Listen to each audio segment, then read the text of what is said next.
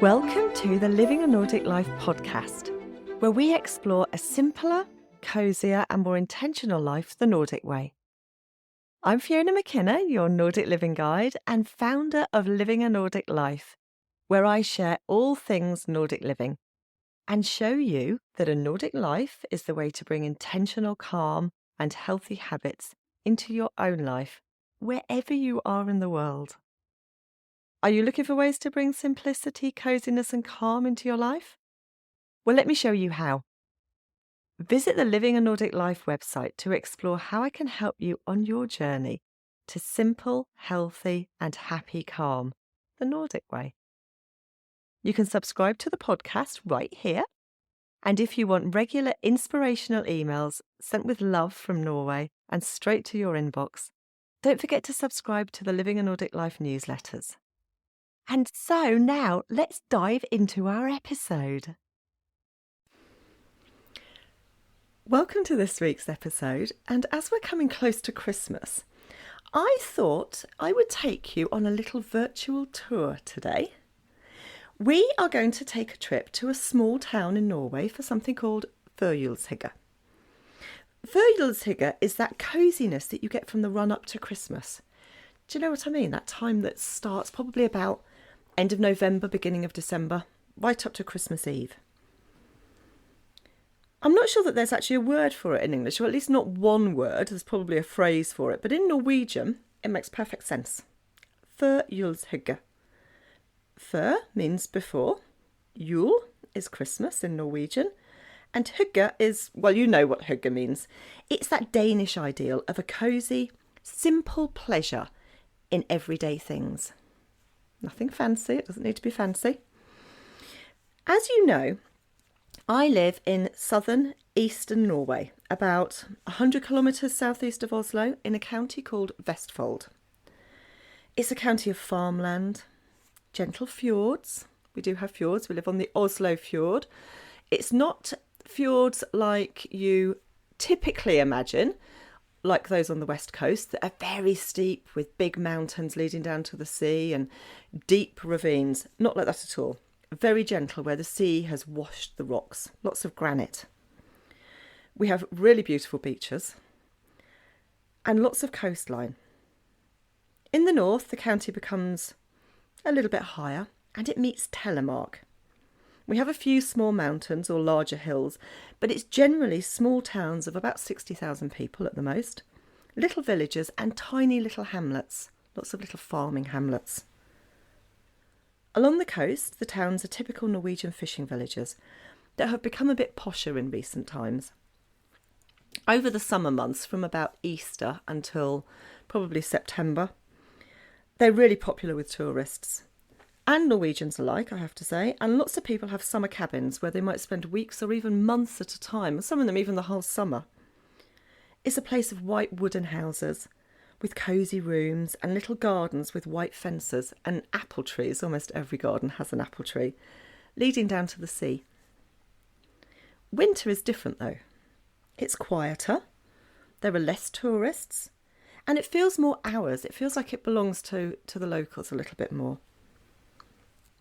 Nearly every town or village in Norway has some kind of Christmas celebration. Even our own tiny village, which has a population of about, probably no more than 1,000, we have a Christmas celebration on the first Sunday in Advent, where we light the Christmas tree. But these things might be a small Christmas market full of local artisans and little stalls selling homemade jam, handmade decorations or food. Or it might be one of the bigger towns where the market lasts for a few days, or even a couple of weeks. They are not like the markets that you find in Oslo or Copenhagen that are really polished and feel more like they are laid on for the tourists and the visitors. These are little regional markets that are authentically Norwegian and filled full of people who are from the area. Everybody goes to support it. So, let me tell you what it's like to visit a Christmas market at one of my favourite little towns in southern Norway. Let's take a trip to the Jula market in Kragerø. Kragerø is the most adorable little seaside town. I love it, we go there a lot. And it's about an hour down the coast from me. It's not in Vestfold, it's just over the border in Telemark. And if you carried on driving around the coast for another 2 hours, you'd come to Kristiansand. And beyond that, eventually, if you carried on around the coast, you'd come to Bergen and Stavanger. Kragerø has somehow managed to avoid the building and the development that's taken over in other towns. I don't know how, but it has. And it's a collection of small traditional wooden buildings clustered around the harbour. Fishing boats bring in catch like prawns and cod directly to the fishmongers on the harbour side. And there's a small ferry that goes from the harbour and hops to all the tiny little islands along the coast. We have a lot of little islands. Some of these are populated and some of them are not, but this little ferry goes all around. During the winter months, the service is reduced, and especially if the weather is bad. But the harbour and the town are still busy. It's always busy. The drive into Kragerø is pretty as well. A winding road leads us into the town along the coastline, and we arrive at the harbour side. Even early on a Saturday morning, the town is already busy. It might be more touristy in the summer, because lots of people have cabins. But businesses like bookshops and the butchers thrive all year round from their regular customers. You cross across a wooden bridge that connects the harbour side to the main town. And the bridge will be lit up with fairy lights in the winter, all the way along.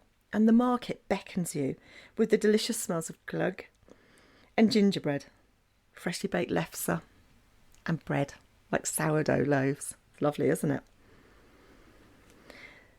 Like most of these Christmas markets at the little towns, the town's school band will be playing Christmas songs as we pass, and the freshly fallen snow covers the ground and everything is white and sparkling.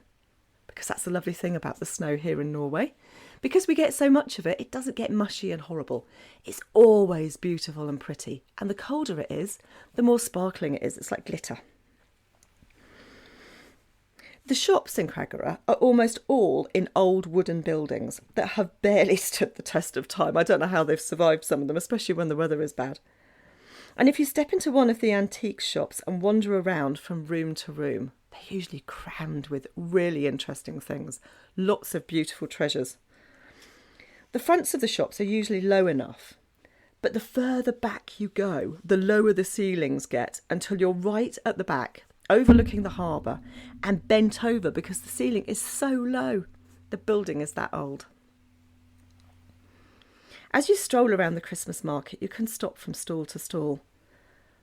The little wooden cabins are beautifully decorated in a really Nordic way with pine fronds and red and white baubles and very natural things. There's nothing gaudy. No neon colours here, I'm afraid. Sorry.